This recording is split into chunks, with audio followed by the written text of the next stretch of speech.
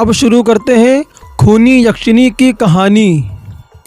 दोस्तों, शहर के बाहर मौजूद एक बहुत ही बड़ा और घना जंगल, जहां रात तो दूर की बात है, कोई दिन के वक्त भी आता जाता नहीं था। वो जंगल इतना ज़्यादा घना और डरावना था जिसे अगर कोई दूर से ही देख ले तो उसकी रूह कांप जाती है और वो आदमी अपना रास्ता बदलने के लिए मजबूर हो जाए। उसी जंगल के बाहर तकरीबन रात के 12 बजे एक कार आकर रुकी और उस कार का दरवाज़ा खुला और उसमें से एक आदमी अपने हाथ में बंदूक लेकर बाहर निकला।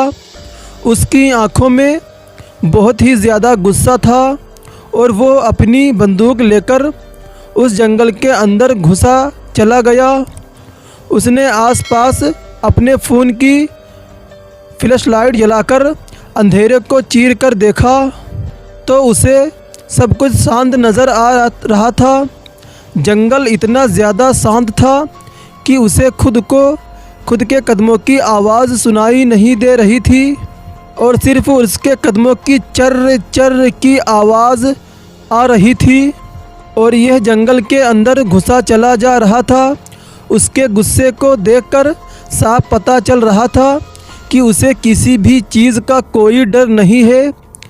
जैसे ही वो जंगल के काफ़ी अंदर पहुंचा तो उसने अपने पास की एक छड़ी में हलचल को महसूस किया। जो उसके सामने झाड़ी थी उसमें हलचल सी हुई और इसने महसूस किया और उसने अपनी बंदूक को उस तरफ पॉइंट किया और कहा, तुम तुरंत बाहर आओ और अगर तुम बाहर नहीं आए तब मैं तुम्हें शूट कर दूंगा और उसके बाद तो तुम जानते ही हो तुम्हारा क्या हाल होगा। दोस्तों, जैसे ही ये बात उस आदमी ने कही तो उस झाड़ी के अंदर से एक बूढ़ा व्यक्ति निकला जिसे देखकर साफ समझा जा रहा था कि ये व्यक्ति कोई साधु संत है। और साधु संत ने कहा, बेटा तुम इतनी रात को इस जंगल में क्या कर रहे हो? चले जाओ यहाँ से जितनी जल्दी हो सके चले जाओ यहाँ से, वरना वो आ जाएगी। बेटा भाग जाओ नहीं तो वो आ जाएगी। फिर दोस्तों, जवाब में उस आदमी ने कहा, अरे बाबा जी, क्या आपको पता है मैं कौन हूँ? मैं एक पुलिस ऑफिसर हूँ और बीते कुछ दिनों में यहाँ पर कई सारे कत्ल हुए हैं और मैं उन सभी के कातिल को ढूंढ रहा हूँ। समझे आप, कहीं इतनी रात को आप इस जंगल में घूम रहे हैं, कहीं आप ही कातिल तो नहीं? उन सारे लोगों का खून आपने ही तो नहीं किया है?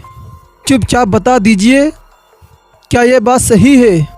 और फिर दोस्तों, उसके बाद उस साधु संत ने कहा, बेटा क्या तुम्हें मेरा हुलिया देखकर लगता है कि मैं किसी बेकसूर की जान ले सकता हूँ? उसके बाद वो जो पुलिस ऑफिसर था उसने कहा, कोई भी कातिल ये नहीं कहता कि उसने जुर्म किया है। समझे आप, मुझे तो लगता है आपने लोगों को बेवकूफ़ बनाने के लिए ये साधु संत के कपड़े पहन रखे हैं ताकि कोई आपके ऊपर शक न करे और आप लोगों का कत्ल करते रहें। क्यों, सही है ना यही बात? तो दोस्तों, वो पुलिस अफसर ये सब कह ही रहा था। तभी दोस्तों, अचानक से उस जंगल में एकदम शांत पड़ा हुआ था। उस जंगल में हलचल सी होने लगी। वहाँ का एक एक पत्ता हिलने लगा और हवाएं तेज़ चलने लगी। धीरे धीरे उन हवाओं ने तेज़ी पकड़ ली तो तेज़ी होती गई। उस पुलिस ऑफिसर के बाल उड़ने लगे और वहाँ पर धीरे धीरे किसी के चलने की आवाज़ आने लगी और वो जो कोई भी था उसने पायल पहन रखे हुए थे। उन आवाज़ों को सुनकर वो जो बाबा थे उन्होंने कहा, बेटा बेटा, तुम चले जाओ यहाँ से, वो आ गई है। बेटा वो आ गई है। बेटा मेरी बात मानो, तुम चले जाओ, वो आ गई है। अगर उसने तुम्हें यहाँ देख लिया तो तुम जिंदा नहीं बचोगे। बेटा यहाँ पर जितने भी लोग बीते कुछ दिनों में मारे गए हैं, उन सभी का कत्ल उसने ही किया है। और बेटा अगर तुम उसको दिख गए, उसने तुम्हें देख लिया, तो वो तुम्हारा भी कत्ल कर देगी। तब बेटा बहुत अनर्थ हो जाएगा। बेटा तुम यहाँ से चले जाओ, बेटा चले जाओ, मेरी बात मानो बेटा। फिर दोस्तों ये सारी बातें सुनकर उस पुलिस अफसर ने कहा, बाबा मैं कहीं कोई गांव का अनपढ़ तो आदमी तो नहीं जिसे आप अपनी बातों से बेवकूफ़ बना सकते हैं, समझे। इसीलिए चुपचाप से अपने हाथ को ऊपर कीजिए और यहाँ खड़े हो जाइए। और रही बात ये, जो कोई भी आ रहा है मैं उसे भी देख लूँगा, समझे आप। ये सारी बातें सुनकर वो जो बाबा थे उनकी आंखों में आंसू आ गए। और तभी वो जो कदमों की आवाज़ें थीं वो तेज़ होने लगी। तभी उस जंगल की सबसे अंधेरी दिशा से एक लड़की जो बहुत ही ज़्यादा सुंदर थी, उसने अपने पाँव में पायल बांधे हुए थे और वो भागती हुई उस ऑफिसर के पास आई। उसकी आंखों में आंसू थे और वो रो रही थी। उसने कहा, आप पुलिस अफसर हैं ना? आप मेरी मदद कीजिए, आप मेरी मदद कीजिए, मुझे बचा लीजिए, मेरी जान खतरे में है। फिर दोस्तों ये बात सुनकर उस पुलिस अफसर ने पूछा, क्या आपकी जान खतरे में है? किससे? कौन है वो? उसके बाद लड़की ने कहा, मेरी जान खतरे में है और ये बुढ़ा, इसने मुझे ज़बरदस्ती यहाँ लाकर रखा हुआ है और ये मेरी इज़्ज़त लूटना चाहता है और इसने कई सारे लोगों का कत्ल भी किया है। प्लीज़ आप इसे गोली मार दीजिए। फिर दोस्तों उस लड़की की बात जब उस अफसर ने सुनी, तब उसने उस बाबा की तरफ देखा और उस बाबा ने कहा, बेटा ये तुम्हें फंसाने की कोशिश कर रही है, मेरी बात मानो, समझो ये तुम्हें मार देगी, तुम्हारी बलि चढ़ा देगी। ये एक खूनी यक्षिणी डायन है बेटा, इसकी बातों में मत आओ बेटा इसकी खूबसूरती पर मत जाओ, इसके चेहरे पर मत जाओ।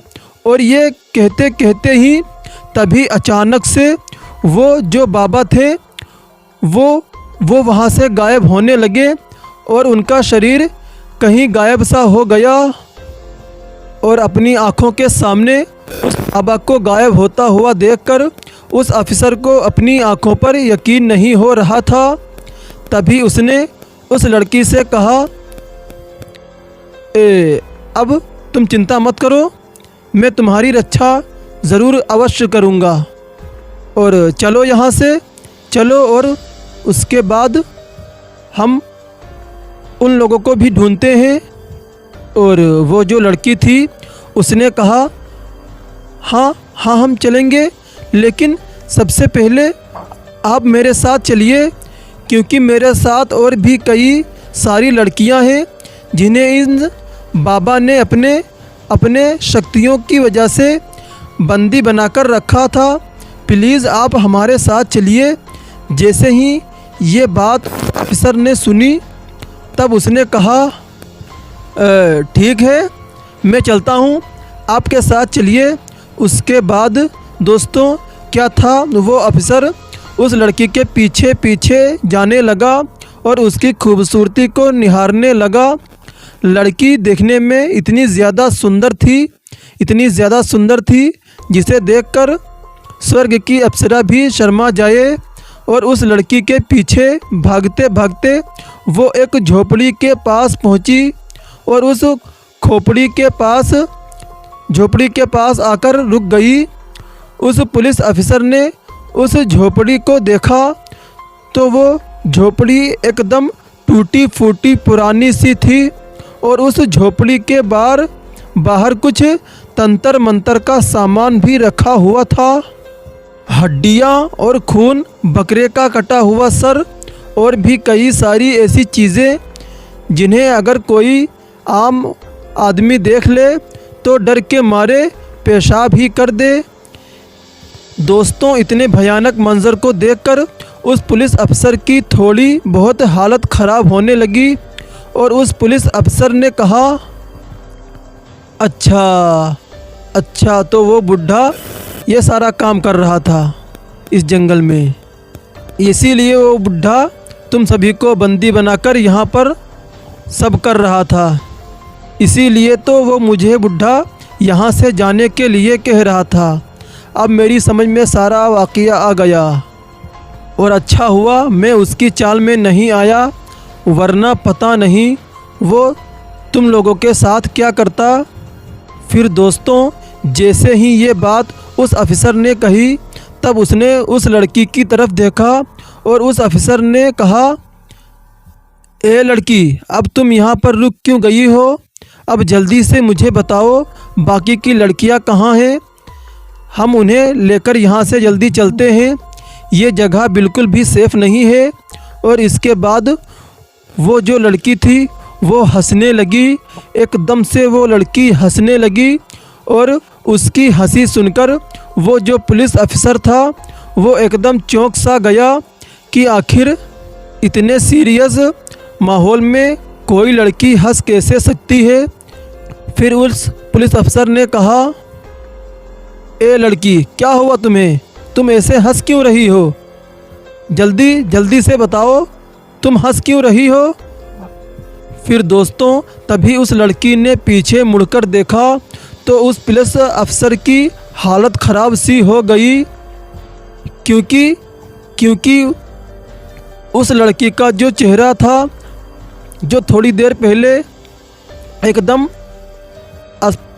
अप्सरा सी लग रही थी, उस चेहरे पर चाकुओं के निशान थे।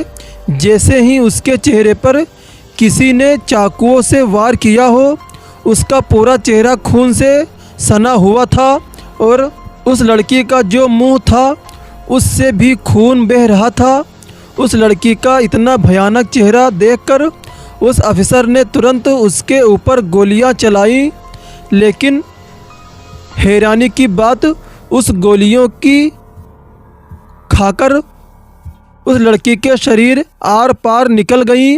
ये देखकर उस अफसर की हालत और भी ज़्यादा ख़राब हो गई और वो जो लड़की थी वो अपने उसी भयानक चेहरे के साथ उस अफसर की तरफ बढ़ने लगी। जैसे ही उस अफसर ने अपनी जान बचाने के लिए वहाँ से भागने की कोशिश की, वैसे ही उसके शरीर ने जवाब दे दिया। उस डायन ने अपने जादू से उस अफसर के पूरे शरीर को पैरालाइज कर दिया, जिसकी वजह से वो चाहकर भी कहीं भाग कर नहीं जा सकता था। फिर धीरे धीरे उस डायन ने बेबस और मजबूर पुलिस अफसर की तरफ अपने कदम बढ़ाए और फिर दोस्तों, देखते ही देखते उसकी हाथों की उंगलियां एकदम पतले और उसके नाखून कई इंच लंबे हो गए। उसके काले काले नाखून, उसका भयानक सा चेहरा देखकर वो जो पुलिस अफसर था वो लगभग बेहोश हो ही गया था। फिर दोस्तों, उससे पहले ही उस डायन ने अपने लंबे लंबे नाखून उस पुलिस अफसर की गर्दन में घुसा दिए और उस पुलिस अफसर की चीख से पूरा जंगल गूंज गया और थोड़ी ही देर बाद उस डायन ने उस पुलिस ऑफिसर की गर्दन को निकालकर अपने तंत्र मंत्र के सामने रखकर वो वहाँ पर अपने शैतान की पूजा करने लगी। आर्यन की उम्र लगभग 25 साल की हो गई थी। उसने हाल ही में अपनी ग्रेजुएशन भी कंप्लीट कर ली थी। वैसे तो उसे एक अच्छी सी नौकरी की तलाश थी, लेकिन उसे कोई भी उसकी पसंद की नौकरी नहीं मिल रही थी। इसलिए वो बहुत ही ज़्यादा परेशान था। दिन रात वो इसी बारे में सोचता रहता था कि आखिर कब उसकी पसंदीदा नौकरी उसे मिलेगी, और यही सब सोचकर वो परेशान होता था।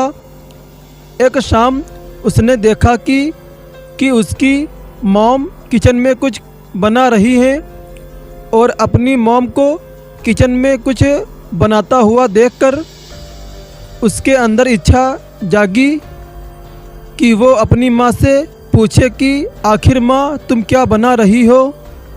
और उसके बाद आर्यन ने अपनी माँ से पूछा, अरे माँ आप ये क्या बना रही हैं? दोस्तों, जिसके जवाब में आर्यन की माँ ने कहा, बस तुम्हारे बड़े भाई के लिए और तुम्हारे लिए हलवा बना रही हूँ। तुम्हारा बड़ा भाई कह रहा था कि उसे हलवा खाने का मन है, लेकिन मेरी तबीयत ख़राब थी इसलिए बना नहीं पा रही थी। अब मैंने सोचा वो घर पर नहीं है, जैसे ही आएगा तो उसे हलवा मिलेगा तो वो काफ़ी खुश होगा, इसलिए हलवा बना रही हूँ। ये सुनकर आर्यन ने कहा, अरे माँ कितनी अच्छी बात होती, काश मेरे पास भी कोई अच्छी सी नौकरी होती जैसे भैया के पास है, तो आप भी मेरा ऐसा ही ख्याल रखती। माँ खैर वैसे कोई बात नहीं। फिर दोस्तों, ये बात सुनकर आर्यन की माँ ने कहा, बेटा क्या तुम्हारे कहने का मतलब है मैं और तुम्हारे बड़े भाई में कोई भेदभाव करती हूँ? ये सुनकर आर्यन ने कहा, अरे नहीं माँ, मेरे कहने का मतलब ये नहीं था। मेरा मतलब है कि मेरे पास भी कोई नौकरी होती तो अच्छा ही रहता। उसके बाद आर्यन की माँ ने कहा, देखो बेटा, हमेशा मेरी एक बात याद रखना, माँ के लिए कोई बच्चा उसका बुरा नहीं होता, उसके लिए सारे बच्चे एक बराबर होते हैं। जो माँ अपने बच्चों के साथ भेदभाव करती है वो माँ नहीं होती। समझो तुम मेरी बात को बेटा। और दोस्तों, ये बात कहते हुए आर्यन की माँ की आंखों में आंसू आ गए, और ये देखकर आर्यन भी काफ़ी ज़्यादा उदास सा हो गया और अपनी माँ से माफ़ी मांगते हुए कहा, अरे माँ बस मेरा ये मतलब नहीं था माँ, और मैं आपको ऐसे उदास नहीं देख सकता। अरे माँ मुझे माफ़ कर दीजिए अगर आपका दिल दुखाया हो तो। और फिर दोस्तों, ये बात सुनकर आर्यन की माँ ने कहा, चलो ठीक है बेटा, कोई बात नहीं, तुम अंदर जाओ, तुम्हारे भाई के आने का टाइम ही हो गया है। फिर दोस्तों, ये बात सुनकर आर्यन ने अपने आंसू पोंछे और वो कमरे में चला गया। कमरे में जाकर वो अपना टीवी देखने लगा, इंतज़ार करने लगा कि आखिर उसका बड़ा भाई कब आएगा और वो दोनों साथ में बैठकर हलवा कब खाएंगे। तभी दोस्तों अचानक से उसका फ़ोन बजा, और फ़ोन बजते ही आर्यन ने कॉल उठाया तो सामने से आवाज़ आई, हेलो, मैं पुलिस डिपार्टमेंट से बात कर रहा हूँ। एक्चुअली एक बहुत ही बुरी खबर आपको देनी है। मुझे माफ़ करिएगा, मुझे समझ नहीं आ रहा कि आखिर मैं आपको किस मुंह से बताऊं। आपके बड़े भाई अब इस दुनिया में नहीं रहे और उनकी लाश हमें जंगल में मिली है और हम आपके भाई की लाश को लेकर आपके घर पहुंच रहे हैं। प्लीज़ प्लीज़ आप अपने दिल को और अपनी माँ को समझाए रखना और अपने दिल को मजबूत बनाए रखना, क्योंकि नज़ारा बहुत ही ज़्यादा भयानक होने वाला है। फिर दोस्तों ये बात सुनकर आर्यन जो था उसके हाथों से फ़ोन छूटकर ज़मीन पर धड़ाम से गिरा और फ़ोन के कई टुकड़े हो गए। जब शोर हुआ तब आर्यन की माँ भागते हुए आई और उन्होंने आर्यन से कहा, अरे आर्यन बेटा क्या हुआ? और इसके बाद आर्यन की माँ ने ज़मीन पर फ़ोन के टुकड़े देखे और उन्होंने कहा, बेटा ये कैसे हुआ? फ़ोन कैसे टूट गया? अब कुछ बोलोगे या ऐसे ही बैठे रहोगे? बेटा कुछ बोलो बेटा। दोस्तों आर्यन के मुंह से शब्द ही नहीं निकल पा रहे थे। उसकी आंखों में आंसू आ गए और मारे उसकी दुनिया ख़त्म ही हो गई। अपने बड़े भाई से जिससे वो इतना प्यार करता था, उसकी मौत का सदमा वो सह नहीं पा रहा था और उसे सबसे ज़्यादा डर तो इस बात का था कि अगर उसकी माँ को इस बात का पता चला तब क्या होगा। तभी दोस्तों एकदम से वहाँ एम्बुलेंस की आवाज़ आने लगी और एम्बुलेंस आर्यन के घर के बाहर आकर खड़ी हो गई। गली मोहल्ले वाले सब घर के बाहर आ गए, ये सोचकर कि आखिर ऐसा क्या हो गया है जो एम्बुलेंस यहाँ पर आई है। उसके बाद आर्यन जैसे तैसे लड़खड़ाते हुए पैरों के साथ घर के बाहर पहुँचा तो उसने देखा पुलिस के कई सारे लोग वहाँ पर मौजूद, सबकी आंखों में आंसू और एम्बुलेंस में एक लाश को निकाल रहे थे। और दोस्तों उस लाश को देखकर जितने भी मोहल्ले वाले थे सबके होश ही उड़ गए, सबकी आंखों में आंसू आ गए कि आखिर ये किसकी लाश है। और तभी आर्यन की माँ भी बाहर निकली घर से और उन्होंने बाहर का नज़ारा देखा। पूरा मोहल्ला अपने घर के बाहर इकट्ठा था। एम्बुलेंस वाले और पुलिस वाले घर के सामने थे और ज़मीन पर रखी हुई थी एक लाश। उस लाश पर एक सफ़ेद कपड़ा रखा हुआ था जिसकी वजह से कोई पहचान नहीं पा रहा था कि आखिर वो लाश किसकी है। सिर्फ आर्यन के अलावा आर्यन की माँ ने कहा, बेटा बेटा ये किसकी लाश है? हाँ बेटा ये किसकी लाश है और ये लोग हमारे घर लेकर इस लाश को क्यों आए हैं? हाँ बेटा बताओ बताओ बेटा, अरे बताओ, अरे तुम एकदम शांत क्यों खड़े हो, बेटा बताओ। और तभी दोस्तों एक पुलिस ऑफिसर ने कहा, माँ जी आप सबसे पहले शांत हो जाइए, अपने आप को हिम्मत दीजिए। ये लाश और किसी की नहीं बल्कि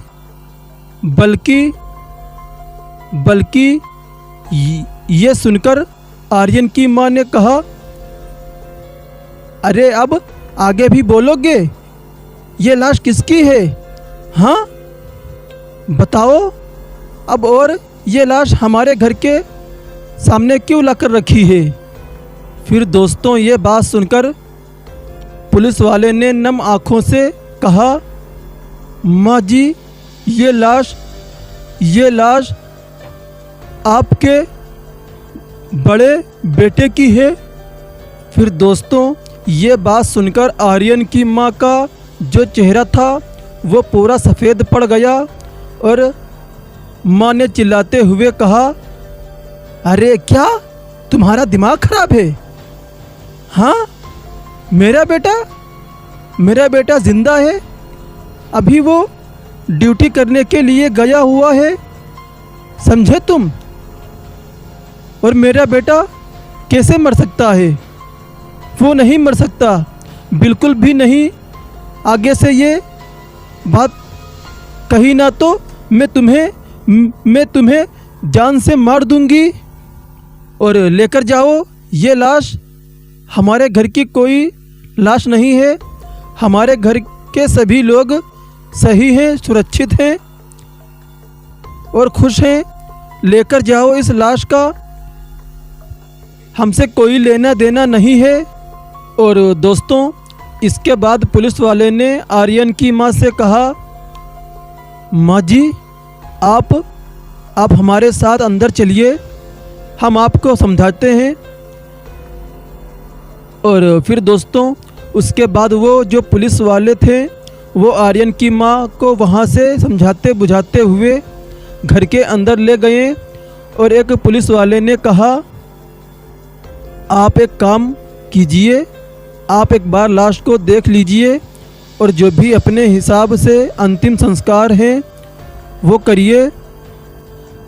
आर्यन ने बहुत मुश्किल से अपने दिल पर पत्थर रखा और उसका दिल जो था वो ऐसे धक धक कर रहा था जैसे अभी वो सीना फाड़ कर बाहर आ जाएगा। वैसे तो कहने के लिए उसे सिर्फ एक कपड़ा हटाना था, लेकिन उस कपड़े को हटाने के लिए जो ताकत चाहिए थी वो इतनी ताकत थी जिससे कोई इंसान चट्टान को उठा ले। उसने फिर कपकपाते हुए अपने हाथों को आगे बढ़ाया और उसने जैसे ही कपड़े को लाश से हटाया तो लाश को देखकर वो फूट फूट कर चिल्लाकर रोने लगा। उस लाश का इतना बुरा हाल था कि उसका सर तक नहीं था, बस धड़ धड़ था। पूरा जो शरीर था उसका खून से लथपथ था और वो बहुत ही ज़्यादा भयानक नज़ारा था। मोहल्ले वालों ने जब लाश को देखा तब सबकी आंखों में आंसू आ गए और जितने भी करीबी लोग थे सब रोने लगे और छाती पीटने लगे। वहीं पर अंदर से बैठी हुई आर्यन की जो माँ थी, उनका तो मानो दिल घबरा सा गया और उन्हें समझ नहीं आया कि आखिर बाहर मोहल्ले वाले इतना रो क्यों रहे हैं। तभी वो ज़बरदस्ती घर के बाहर गईं और उन्होंने जैसे ही लाश को देखा वैसे ही उनके पैरों तले ज़मीन खिसक गई। वैसे तो उस लाश के साथ सर नहीं था, लेकिन जो शरीर था उसे देखकर आर्यन की माँ को पता चला कि वो लाश और किसी की नहीं बल्कि उसके बड़े बेटे की है। और ये बात पता चलने के बाद ही उनके सीने में एक बहुत तेज़ दर्द उठा और उन्होंने अपने सीने पर हाथ रखा और वो ज़ोर से चिल्लाई। उनके चिल्लाते ही उनके मुंह से खून की उल्टी हुई और वहीं उन्होंने दम तोड़ दिया। ये देखकर आर्यन जो था वो चीखता हुआ अपनी माँ की तरफ भागा, लेकिन वो कुछ कर पाता उससे पहले ही आर्यन की माँ की मौत हो गई। आर्यन की माँ हार्ट की पेशेंट थी और वो ऐसे सदमे झेलने के लिए तैयार नहीं थी और इसी वजह से उन्हें खून की उल्टी हुई और वो इस दुनिया से चल बसी। एक साथ इतने सारे पहाड़ एक 25 साल की लड़के पर टूटे और उसने अपना खुद उसे समझ नहीं आ रहा था कि आखिर वो क्या हुआ। कुछ घंटे पहले सब कुछ नॉर्मल था, उसे अपनी जो ज़िंदगी काफ़ी बेकार सी लग रही थी। कुछ घंटों पहले ये सोचकर कि उसके पास नौकरी नहीं है, वो वही ज़िंदगी उसे स्वर्ग जैसी लगने लगी। कुछ घंटे बाद ये सोचकर कि उसके पास भले ही नौकरी नहीं थी, कम से कम उसकी माँ और उसके बड़े भाई तो थे, लेकिन अब क्या फ़ायदा था। वो दोनों आर्यन की ज़िंदगी से जा चुके थे, वो भी हमेशा हमेशा के लिए। पुलिस वालों ने आर्यन की स्थिति को समझा और उसे समझाया बुझाया, उसके दिमाग को शांत किया और उसने अपने बड़े भाई और माँ का अंतिम संस्कार किया। उसके अंदर इतनी भी क्षमता नहीं बची थी कि वो पुलिस वाले से सवाल करे कि आखिर ये सब कैसे हुआ। और जब उसने अपने बड़े भाई और अपनी माँ का अंतिम संस्कार किया, तब उसने पूछा, इंस्पेक्टर साहब, ये सब कैसे हुआ? मेरे बड़े भैया की लाश वहाँ पहुँची कैसे और उनके साथ क्या हुआ था? ये बात सुनकर पुलिस वाले ने कहा कि बाहर एक बहुत ही घना जंगल है और कई दिनों से उस जंगल में कई सारी हत्या हो रही थी। कई सारे लोग उस जंगल में मारे गए थे, जिसकी वजह से हमारा पुलिस डिपार्टमेंट बदनाम हो रहा था और आपके बड़े भाई हथियारों को पकड़ नहीं पा रहे थे। इसीलिए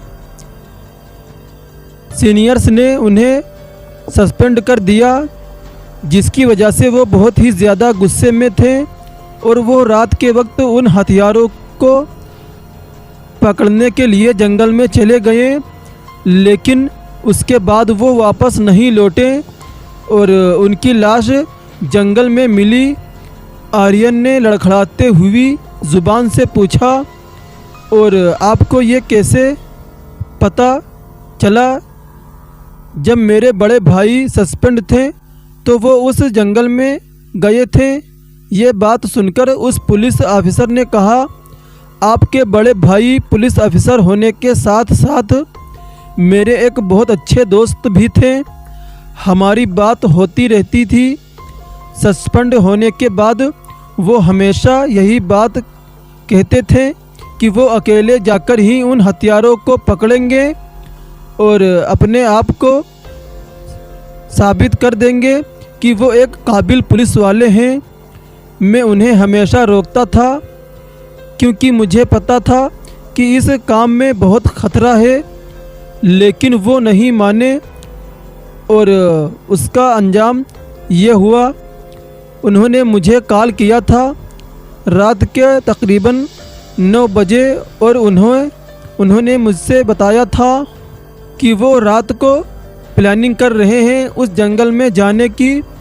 और ये बात सुनकर मैंने उन्हें रोका, लेकिन वो नहीं रुके। जब मैंने रात को उनके फ़ोन लगाया, उनका फ़ोन ट्राई किया तो उनका फ़ोन नहीं लगा। मैं काफ़ी घबरा सा गया। उसके बाद मुझसे रहा नहीं गया तो मैं अपनी कार लेकर उस जंगल के अंदर पहुंचा और वहां पर मुझे सिर्फ आपके भाई की लाश मिली। उसके बाद क्या था, जितना जल्दी हो सकता था मैं लाश को लेकर आपके पास आ गया। आखिर में वहां पर एक ही इंसान बचा था और दोस्तों वो था आर्यन, जो सिर्फ वहीं बचा था और अपने भाई और माँ की चिता को जलाते हुए देख रहा था। धीरे धीरे चिता जो थी वो जल रही थी और आर्यन उसी राख को देख रहा था और रोए जा रहा था। तभी अचानक से वहाँ पर किसी के कदमों की आवाज़ आने लगी और वो आवाज़ काफ़ी भारी कदमों की थी। जब आर्यन ने पीछे मुड़कर देखा तो उसे नज़र आया कि उसके पीछे कोई है। तो दोस्तों, आप लोगों को कहानी कैसी लगी प्लीज़ कमेंट करके ज़रूर बताएं, और आर्यन के पीछे कौन था ये भी आप लोग कमेंट करके ज़रूर बताएं। और इसी तरह की डरावनी कहानियाँ सुनने के लिए हमारे चैनल को सब्सक्राइब करें और ज़्यादा से ज़्यादा शेयर करें।